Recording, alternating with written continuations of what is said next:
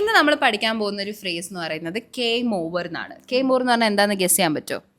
Game over ഇല്ല, വന്നു വന്നു ആക്ച്വലി സെയിം ഒരു ഫ്രേസൽ വേർബ് ആണ്. കെയിം ഓവർ എന്ന് പറഞ്ഞാൽ ഒരു സ്ഥലം നമ്മൾ വിസിറ്റ് ചെയ്യുന്നതിനെയാണ് കെയിം ഓവർ എന്ന് പറയുന്നത്.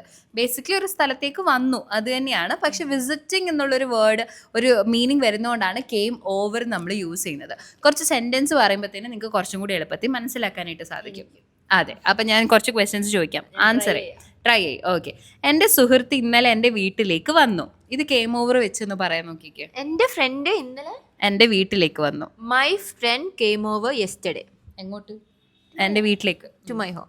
Okay. My friend came over to my house yesterday. Okay. എപ്പോഴെന്നതിൻ്റെ ആൻസർ എപ്പോഴും ലാസ്റ്റിലേക്ക് കൊടുക്കുക, ടൈം എപ്പോഴും ലാസ്റ്റിലേക്ക്. ഓക്കെ. എന്നെ ഹോംവർക്ക് ചെയ്ത് സഹായിക്കാൻ അവൾ വീട്ടിലേക്ക് വന്നു. She came over to home to complete to help. എന്താ സാധനം എന്താ? She came over to my house to help me with my homework. Okay. അങ്ങനെയാണെങ്കിൽ ഇന്നലെ രാത്രി അവർ ഭക്ഷണത്തിന് വീട്ടിലേക്ക് വന്നു. They came over to home for food to have dinner. Okay. Last night they came over for dinner last night. വീട്ടിലേക്ക് വന്നു എന്നുള്ളത് എല്ലാത്തിലും വീട്ടിലേക്കുള്ളതുകൊണ്ട് ഇന്നലെ രാത്രി അവർ ഭക്ഷണം കഴിക്കാൻ വന്നു. So they came over to home last night. Actually came over എന്ന് പറയുമ്പോൾ തന്നെ it's understood that it's to home. Home അല്ലെങ്കിൽ അവിടെ ആക്ച്വലി സ്പെസിഫൈ ചെയ്താൽ മതി.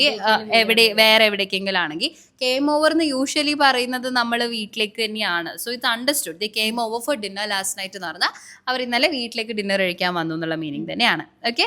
അങ്ങനെയാണെങ്കിൽ നല്ല വാർത്ത കേട്ടപ്പോൾ അവൻ വീട്ടിലേക്ക് വന്നു. ഇതെങ്ങനെ ഇംഗ്ലീഷിൽ പറയാന്നുള്ളത് നിങ്ങൾ കോമെന്റ് ചെയ്യാം.